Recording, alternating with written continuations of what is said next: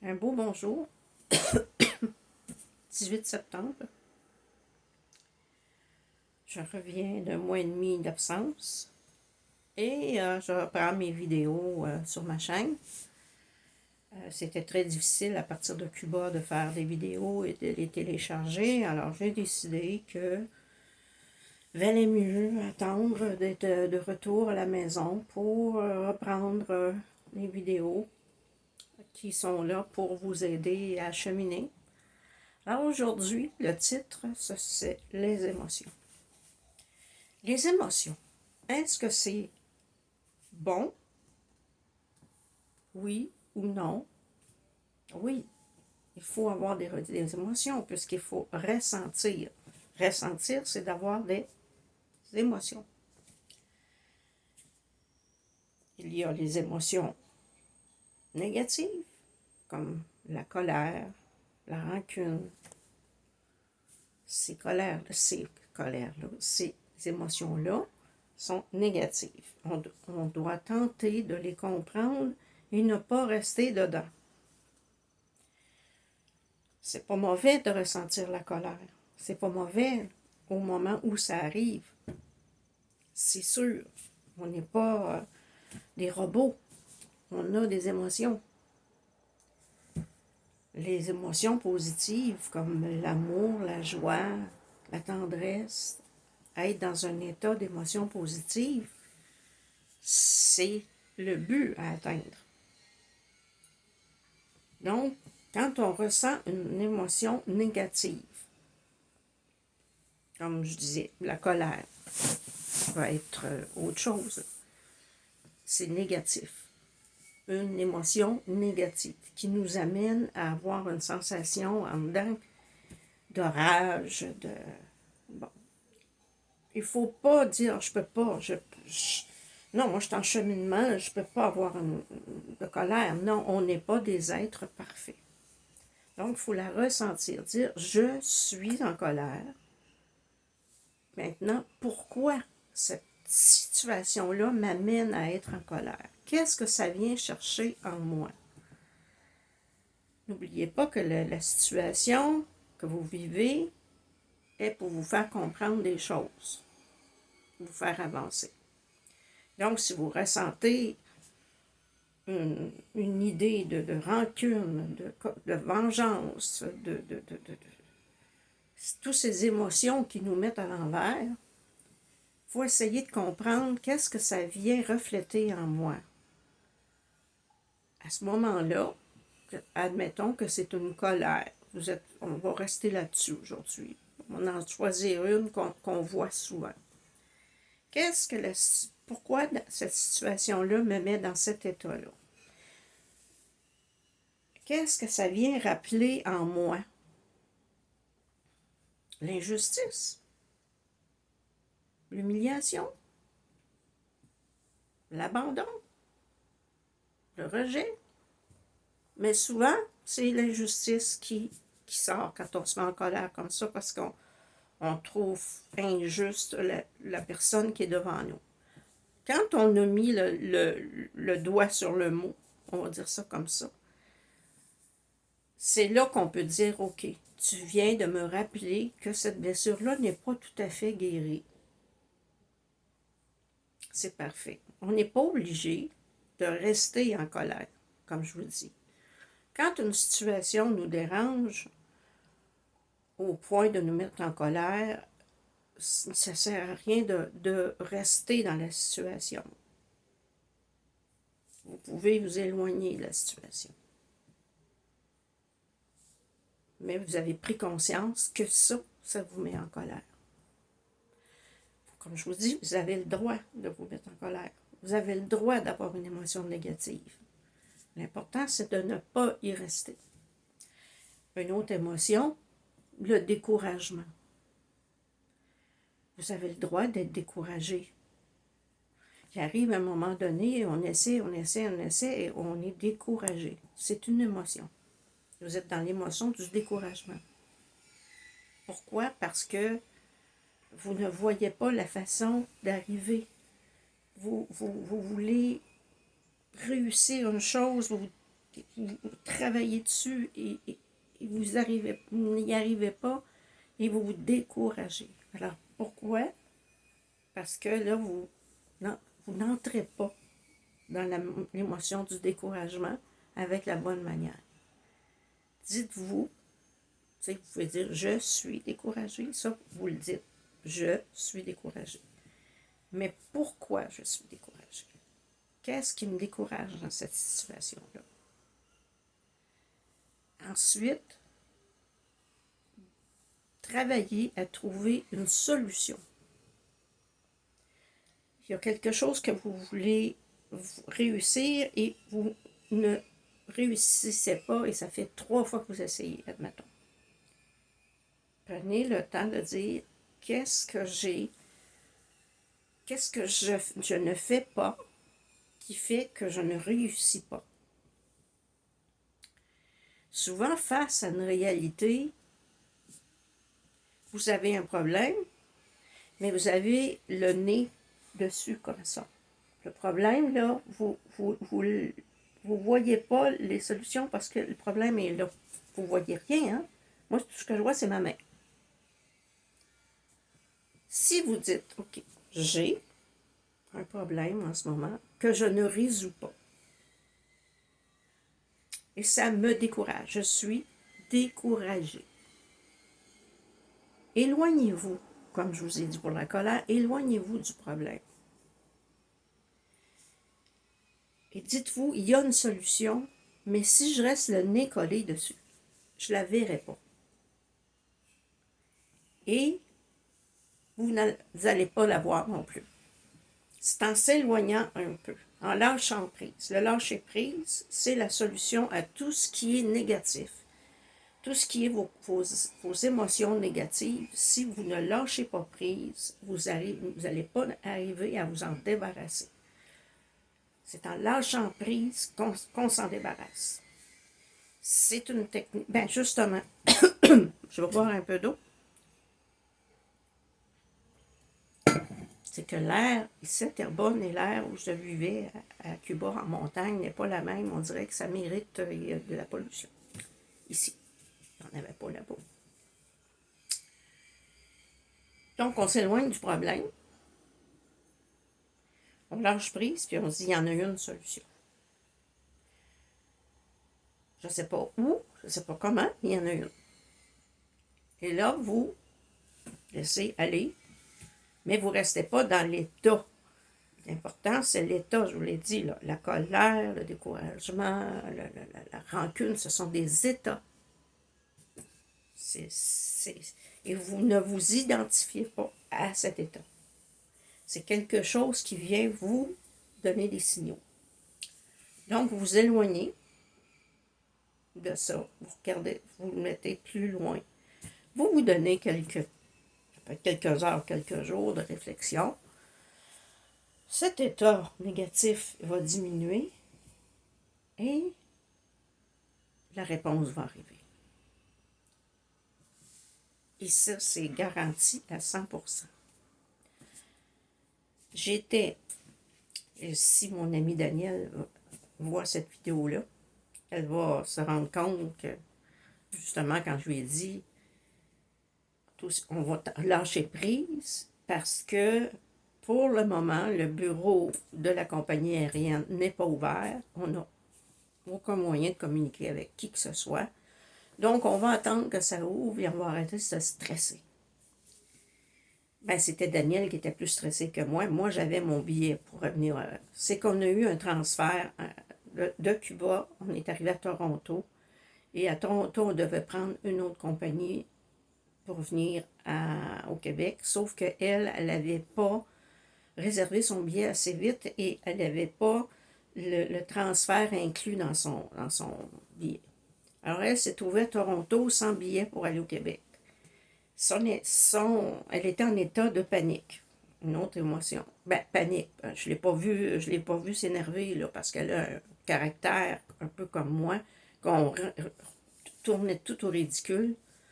On a ri pendant toute une nuit de temps parce on avait 10 heures d'attente entre l'arrivée et le vol pour revenir au Québec. Et on a passé la nuit à rire. imaginez-vous. Sauf qu'à un moment donné, elle dit, moi, je vais aller fumer une cigarette. Quand on voyait que le bureau n'ouvrait pas, il devait ouvrir à 4 heures. Finalement, ils ont ouvert à 6 heures moins quart. Comme je vous dis, moi, j'avais mon billet.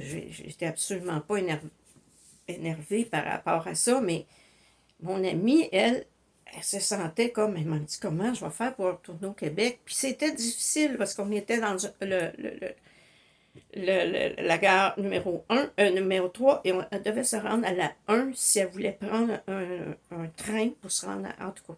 Là, elle s'est dit, la dernière chose, je vais prendre un train. Mais, j'ai dit, il y a sans doute quelque chose, une solution quelque part.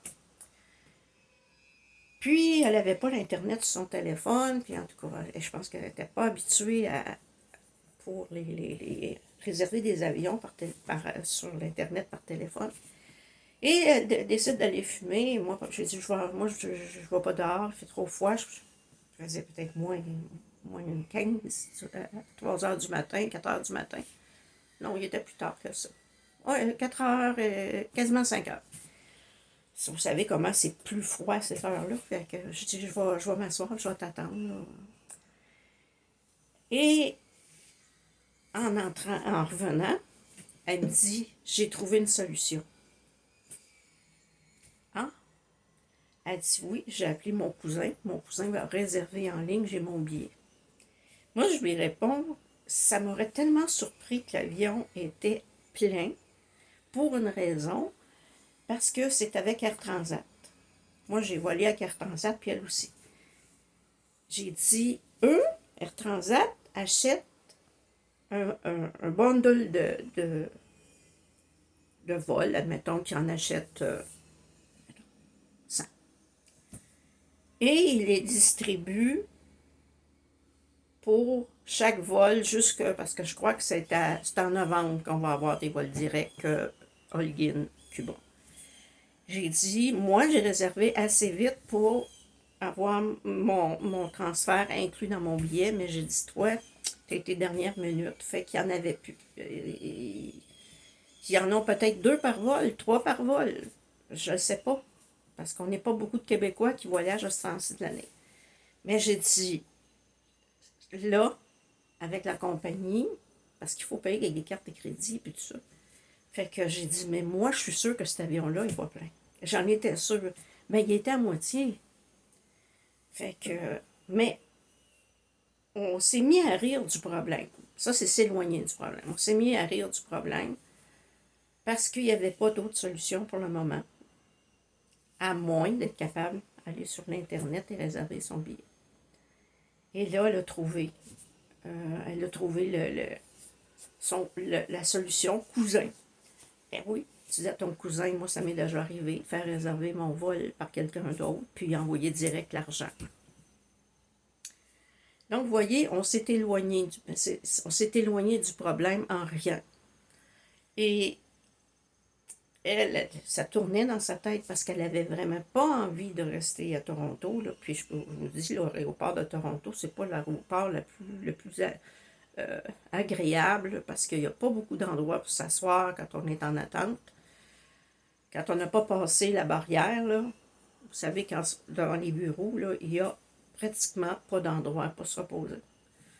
Fait que je ne pouvais pas dire je vais aller m'étendre à Montréal, il y en a beaucoup, mais il y a des beaux bancs en marbre. Même si c'est dur, tu peux toujours étendre tes jambes puis te reposer, mais il y avait deux sièges ici, 3 un peu plus loin, mais il y avait, et tout le monde, la plupart, beaucoup étaient assis par terre.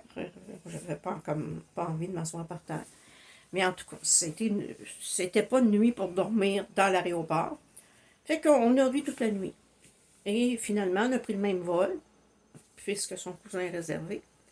Et on était assises toutes les deux ensemble, parce qu'il y avait tellement d'espace dans l'avion que l'hôtesse nous a dit « Voulez-vous vous asseoir ensemble? » Mais voyez bien qu'on faisait que des folies ensemble. Et voilà, ça s'est réglé. Et c'était le seul moment quand je lui ai dit « On n'a pas autre choix que d'attendre. » Et je pense que ça a sonné une sonnette dans sa tête, puis elle s'est dit, il doit y avoir une solution. Et là, elle a pensé à son cousin. Fait que cette femme-là a là, cette capacité-là elle aurait pu se mettre en colère. Elle aurait pu pleurer. Mais non, elle s'est mise dans le mode « je vais trouver une solution ». Moi, j'aime rencontrer des gens comme ça. C'était une très belle rencontre où elle s'est mise en mode « je vais trouver une solution ». Elle y a cru. Elle n'est pas, c'est pas mise dans des états de découragement, sauf à une petite minute où elle dit « je ne veux pas rester ici à Toronto ». Et finalement, on a pris le même vol. Voyez-vous, quand vous restez le nez collé sur le problème, la solution, vous ne la voyez pas. Mais là, elle s'est dit, il y a encore 1 heure à attendre, je vais aller fumer. Et là, ping! Comme elle m'a dit, une petite lumière s'est allumée. Ben oui, parce que là, elle s'est dit, je ne vais pas leur parler, le bureau est fermé. Fait que c'est ça que je veux dire. Ne restez pas le nez collé sur votre émotion négative. Ça ne sert à rien. Ça génère des énergies négatives en vous. Et vous n'allez pas trouver de solution et vous n'allez pas vous sentir bien pendant je ne sais pas combien de temps, parce qu'on peut rester encore là très longtemps. J'ai vu du monde avec des rancunes de plusieurs années. Et dans cet état-là, vous ne pouvez pas, vos énergies ne peuvent pas s'élever. Elles sont coincées là. Vos énergies sont coincées dans cet état-là. Alors, n'essayez pas d'élever vos vibrations si vous avez une grosse boule de rancœur. Donc, comme je vous dis, les émotions négatives, on essaie de les comprendre, mais de s'en débarrasser le plus vite possible en travaillant sur du lâcher-prise. Lâcher-prise et lâcher-prise. Les émotions positives, elles nous aident à monter nos vibrations. Tout ce qui est amour, tendresse, tout ce qui est l'ouverture du cœur. Hein? Vous savez, les émotions qui viennent du cœur, le don de soi. Ça élève les vibrations. Ce sont des bonnes émotions, des émotions payantes. Je vais dire ça comme ça. Quand tu ressens des émotions payantes, c'est extraordinaire. Et plus tu reçois des émotions payantes, plus tu génères ces émotions-là, plus tu es bien. Et plus tu élèves tes vibrations, plus tu es bien. Et à un moment donné, ces petites colères-là vont être que des... Tu sais, il peut y arriver, on a tous le droit d'avoir de la colère. Mais comme je te dis, ça va ne rester que quelques minutes. Là, vous allez dire, bon, ok, qu'est-ce que c'est? Pourquoi je me sens comme ça? Ok. Vous descendez. Et, comme je vous dis, ce n'est ni mauvais ni bon d'avoir des émotions, dans le fond.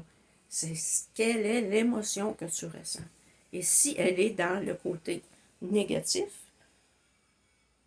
n'y restez pas.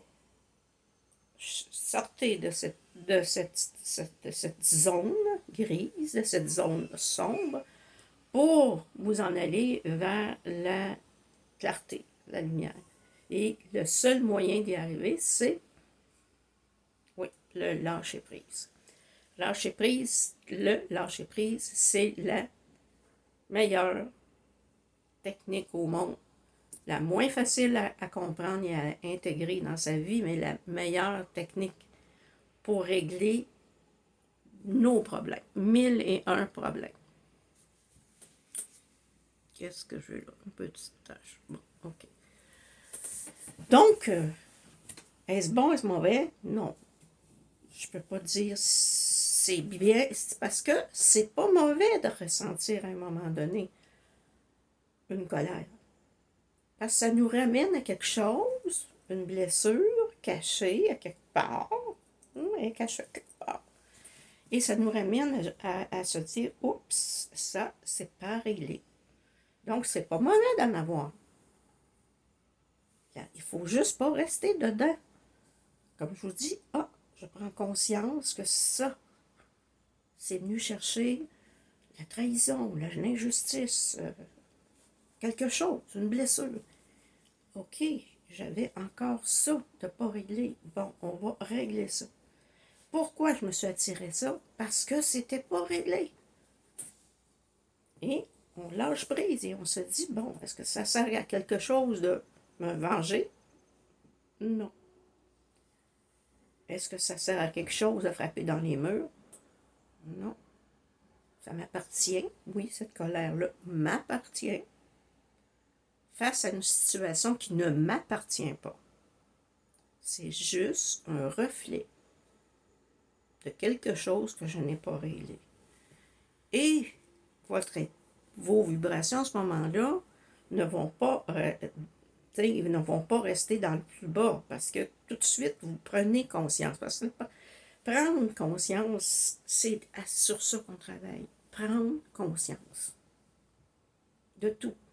Que ce soit la joie, que ce soit l'amour, que ce soit, peu importe, on en prend conscience. Et on se dit, je suis dans un état de bonheur, quand c'est un bonheur, et on a la gratitude de remercier l'univers de nous avoir permis ce beau moment de bonheur. On prend l'état de gratitude et on fait la même chose quand il nous arrive une situation négative, d'en prendre conscience, pourquoi on vit cette situation-là, et quand on a compris le pourquoi, il faut avoir la même gratitude d'avoir eu la possibilité de voir que cette émotion-là n'était pas réglée, cette blessure-là n'était pas réglée, et avoir la gratitude de remercier l'univers, de nous aider avec moi j'appelle ça des petites pièces d'un film. Et tant que vous ne croyez pas que vous êtes l'acteur principal, ben vous vivez dans les émotions up and down. Pourquoi? Parce que vous vous laissez bousculer d'un bord, bousculer de l'autre. Quand vous prenez conscience que vous êtes l'acteur principal de ce film, et même plus que ça, c'est vous qui allez produire le film, alors ces émotions-là vont pas prendre le dessus sur votre vie, qui est votre film, et c'est vous qui allez gérer tout ça. C'est votre film, vous êtes l'acteur principal. Ne laissez pas, peu importe les émotions, parce qu'il peut arriver. Que vous soyez amoureux, tout d'un coup. Vous êtes donc dans une émotion positive. Vous me suivez, là? Mais en réalité, ce n'est pas réellement de l'amour. Vous avez une attirance pour cette personne-là, mais vous pensez que vous êtes amoureux. Là, à ce moment-là, c'est bien de le vivre ce moment-là, mais il arrive un jour où on va réaliser qu'on était dans une illusion. Comment voir? Ben, vous allez voir que quand c'est une illusion, vous allez voir qu'il y a plein de choses qui vous le disent. Parce que, bon, on reçoit plein de messages. Mais quand on est de cet état-là, amoureux, comme coup de foudre, on veut pas voir. On veut pas voir que l'autre n'est pas fait pour nous. On veut pas. On veut pas. Donc, on met c'est pas grave. Je vais l'accepter comme ça. En fait, vous n'avez pas besoin d'accepter l'autre ou pas l'accepter. C'est la situation que vous avez le choix. Pas l'autre. La situation que cette personne-là vous fait vivre. L'émotion qu'elle vous fait vivre. Comprendre pourquoi vous la vivez. Surtout. Et vous pouvez, si vous voulez, vous éloigner de cette situation-là et dire, OK, cette personne-là est venue me faire comprendre cette chose, mon miroir, et je ne suis pas obligée de suivre mes émotions. Là, c'est ce moment-là, c'est des amours égoïques, et vous n'êtes pas obligé de rester dans la situation. Mais on reste dans des amours toxiques, des situations toxiques, parce qu'on veut rester accroché à notre illusion.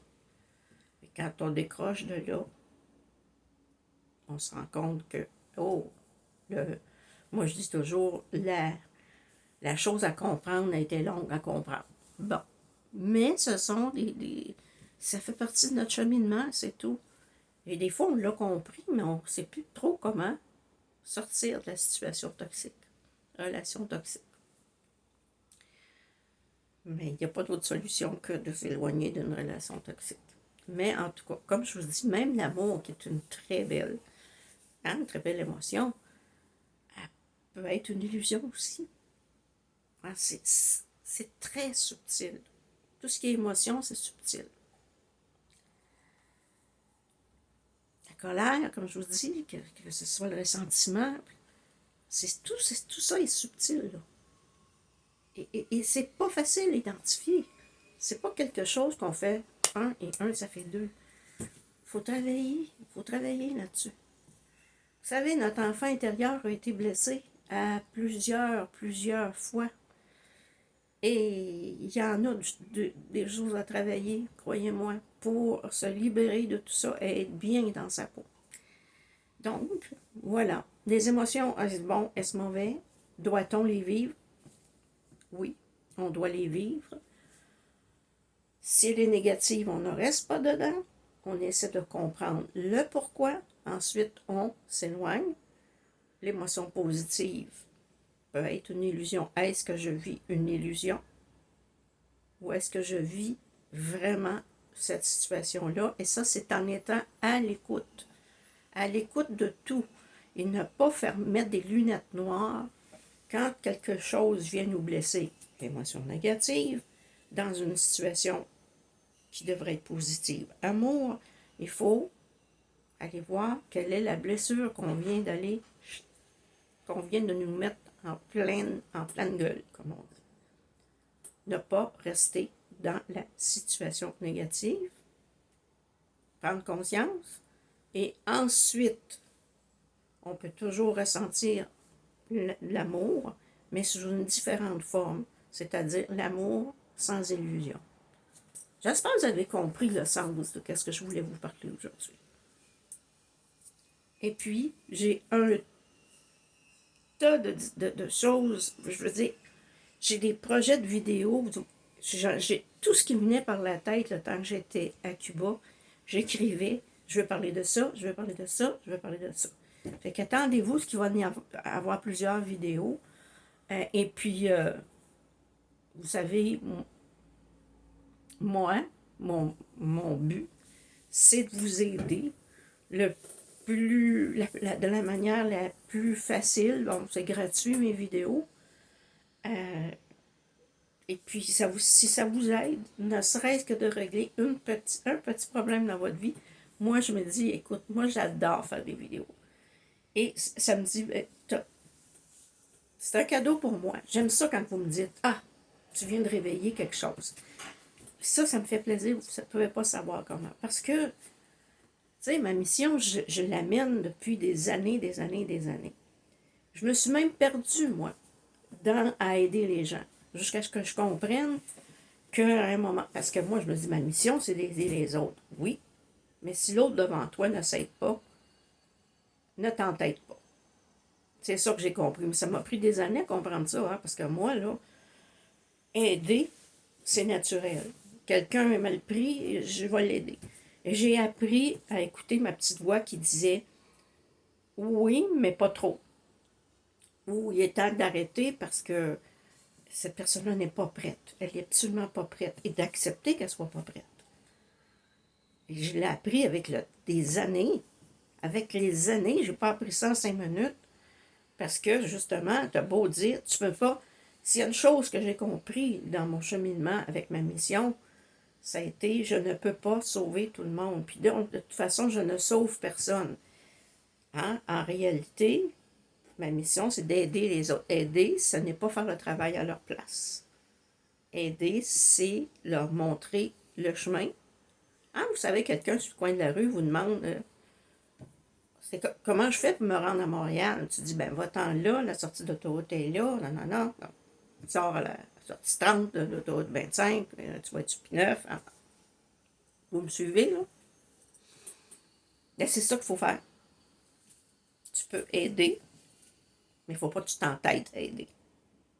Et si tu vois que la personne ne travaille pas sur ses problèmes, qu'elle est dans le déni, ben t'arrêtes, tu t'éloignes ou tout simplement tu parles quand elle vient se plaindre, parce que ça, c'est pas bon pour les personnes comme qui ont la mission qu'on a. Quand ils viennent, parce qu'il y en a beaucoup qui ont la mission d'aider les autres à cheminer pour aller se rendre à la source de lumière. On est surtout les enfants indigos. Là. Moi, j'étais un enfant indigo des premières générations. Et oui. Et j'ai même fait un voyage en Atlantide, le voyage astral en Atlantide, il y a bien des années. Et j'ai reçu toutes les informations de ma mission. Et voilà. Mais on se trompe beaucoup, là, tu sais. Puis c'est pas conscient, là, parce que tu vois une personne qui est mal pris ou qui vit une situation difficile, puis c'est comme naturel, je veux dire, de la prendre dans tes bras puis de dire, viens, je vais t'aider comme on fait avec un bébé. Oui, si la personne fait en sorte, si tu vois qu'elle fait en sorte de s'en sortir, tu l'amènes par la main jusque là. Parce qu'à chaque fois que tu la vois, tu vois qu'elle a fait un pas, deux pas, trois pas de plus. Là, tu continues jusqu'à ce que tu la vois exactement entrer ses deux pieds dans sa propre mission. Et que tu la vois évoluer. Mais autrement, c'est malheureux, mais des fois, on est obligé de s'éloigner de certaines personnes. Et croyez-moi, c'est pas avec plaisir qu'on le fait. C'est pour soi, là. Il faut s'aimer assez pour cesser de laisser l'autre puiser toute notre énergie, voler notre énergie, là. Parce que c'est ça qui arrive dans ces moments-là. La personne qui ne s'aide pas, qui est dans le déni, elle vient puiser notre énergie. Elle nous épuise. Puis nous, on s'épuise à tenter de l'aider. Alors voilà, ce qui est des émotions. Et j'ai le tableau quelque part dans mon ordinateur, justement, les vibrations avec les émotions. Bon, telle vibration nous fait tenir à basse émotion, basse vibration. Et bon, quand on change les émotions, plus on vibre haut. Je vais le remettre sur ma page Facebook pour que vous puissiez avoir un petit guide. Et puis, n'oubliez pas que la solution à pratiquement tous nos problèmes s'appelle lâcher prise. Voilà. Je vous aime et je vous reviendrai avec d'autres sujets parce que j'en ai d'autres. Bye!